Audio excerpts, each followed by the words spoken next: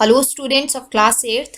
This is my first presentation on maths for you guys, and I have prepared this presentation on the first chapter of your maths textbook, that is rational numbers. Let us describe different types of numbers. Like if you order a pizza and the pizza is divided in 6 equal parts and you just want to have one part of it, so you will say that I will have only 1/6 of the pizza. Now, for a very low temperature, you need a number like -4, -5, and so on. So, there exist different types of numbers. For example, natural numbers, that is, numbers starting from 1 and ending at infinity, or the numbers existing between 1 and infinity.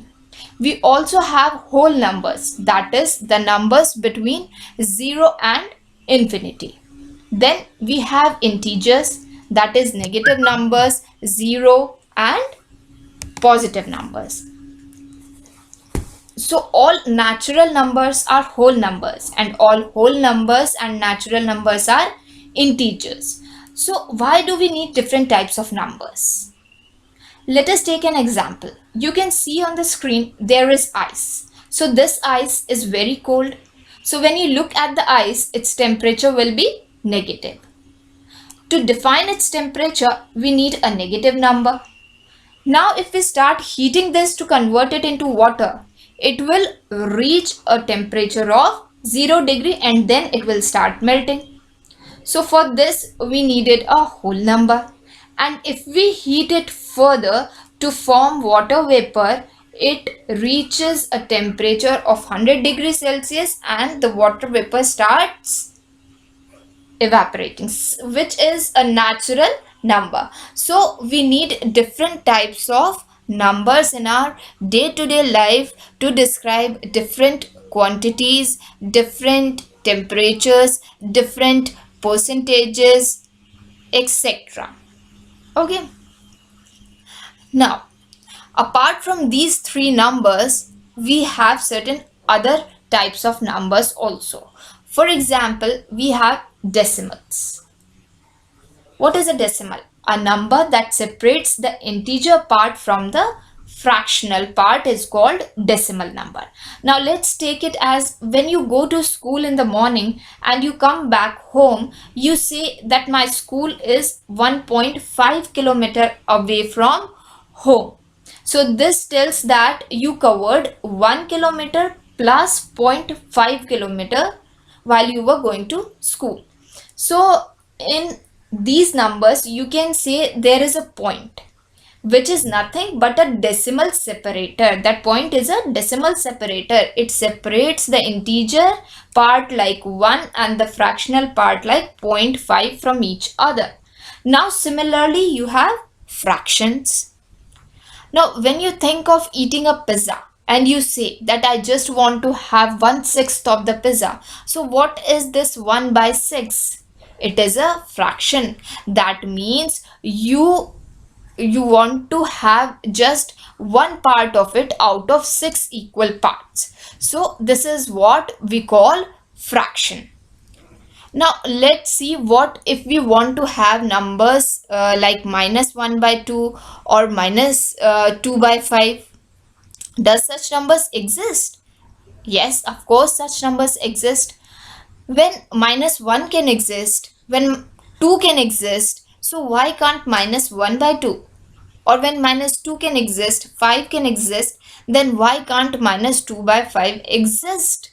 Such numbers do exist, and here we introduce our rational numbers. The rational number is the word rational is derived from the word ratio, as a rational number is always a ratio of two numbers.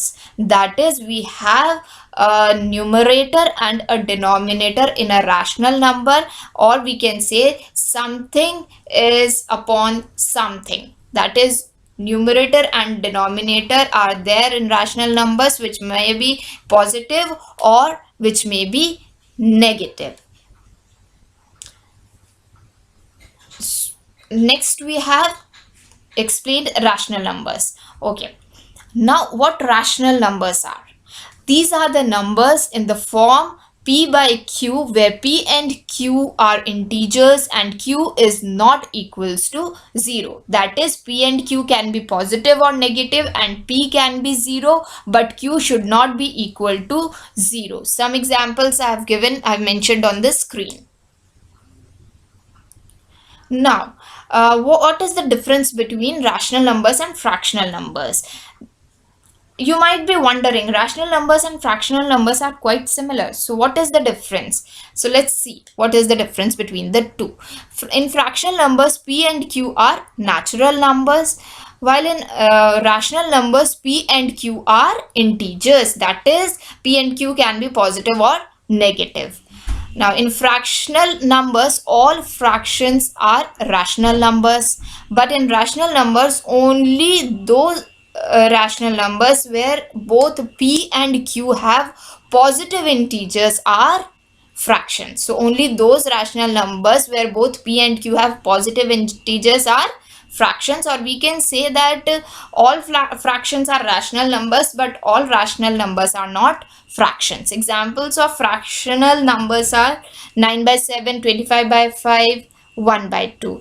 And examples of rational numbers can be minus 23 by 27, 100 by minus 23, 8 by 1, or we can say 2. Why? Because 2 can be written as 2 by 1. Now, there are certain criteria to be fulfilled by a number to be a rational number. So, what are those criteria? First, it should be represented as p by q, where p and q are integers and q should not be equals to 0. Second is, if you talk about any integer like minus 33, 0, 8, etc., all these are rational numbers.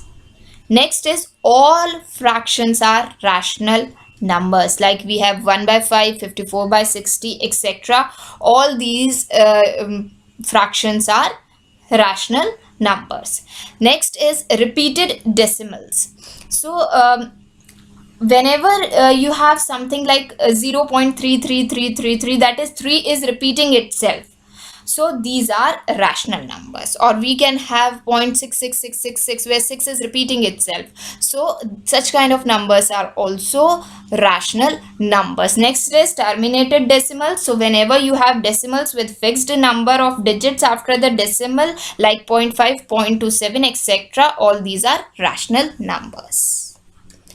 Thank you, students. Hope you have understood the concept of rational numbers. I'll be providing you certain questions based on these. Please do them as your homework. Thank you.